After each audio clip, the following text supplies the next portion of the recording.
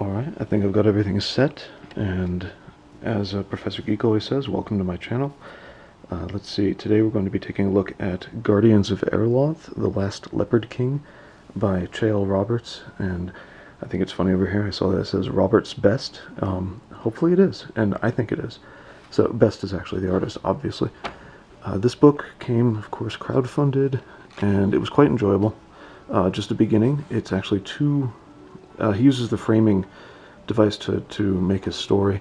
It starts out by introducing children out playing under guard and being attacked. The artwork is more than adequate. I actually really like it. And this is our introduction to the main character. He comes along as part of the rescue to keep children safe. So we have a lizard species of some sort. What I like that's going on here is that we're just drawn straight into a situation. I appreciated that in the story. It's not a big deal. This act struck me as really weird. It is fantasy. I don't think that would fly real well, but, well, maybe if you're a really strong throw in it, which of course is our main character. His name is Caius. I believe that's how it would be pronounced. And what do we skip the page? So, hello artwork. We're introduced to the main character. Obviously, he saves the children. There's interaction with a secondary here, where you say the female lead so far.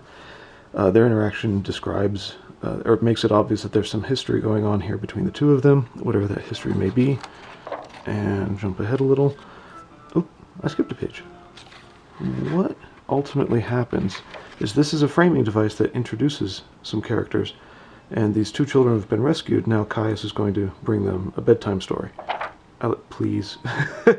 It is, kids can be like this. I love it. And as we see in the bedtime story, it is actually Caius. It's his story. And that story gets told. Let's see, jump ahead here. And so the framing device is now given way to whatever else is going on. And that's the story we're leading into. That leads to, jump ahead a bit. Too far. That leads to our story of Caius's father. What's been going on around there, their interactions with the leopard, not leopard people, his father is a leopard king, but the dinosaur people we saw before, I may have skipped a beat when I was reading this. I did not realize who this was. The ring should be a giveaway. There's something going on here. I don't know who this character was, and I lost track. I will have to, obviously it's this character up here in the window is this person, but I don't know who it is. I lost track while reading the story. That's the problem with reading in bed. You screw things up. So, let's see. And I just wanted to show off this bit of artwork. It's a really great portrait, but I don't want to turn the last page. So, Chael Roberts has done a good job in writing and introducing.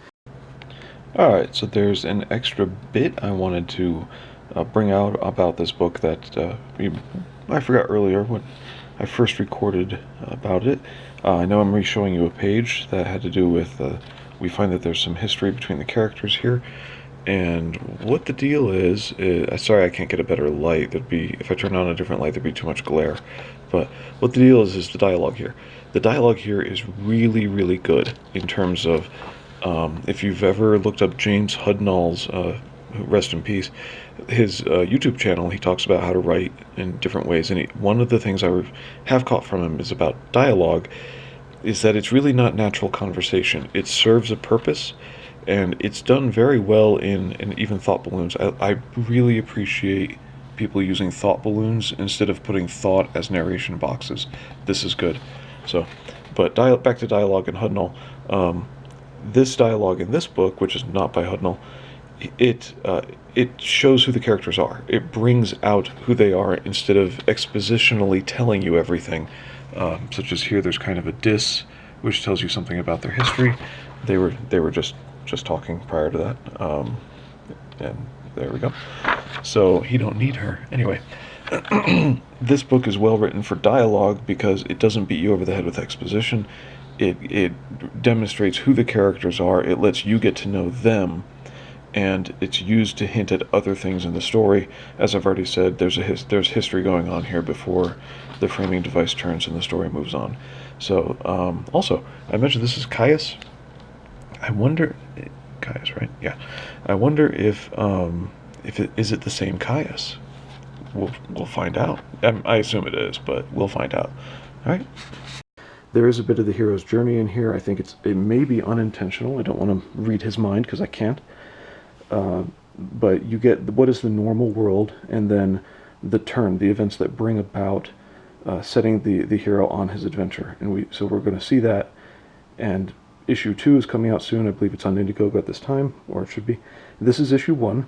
It originally came in this cover from Comics du Nord, which is his name for himself, Comics of the North. It was re-released with a second cover, which he also released as a plate. And let's see, I believe there are limited quantities of this left that had some kind of misprint in the back. You'd have to see what he has said to get the exact details on there. It may have been like the inside cover had a small error on it or something like that. I don't know. So sorry, that's off the top of my head if that's bad information. And yeah, it's worthwhile. I'm looking forward to issue 2. I hope this was helpful. All right, bye.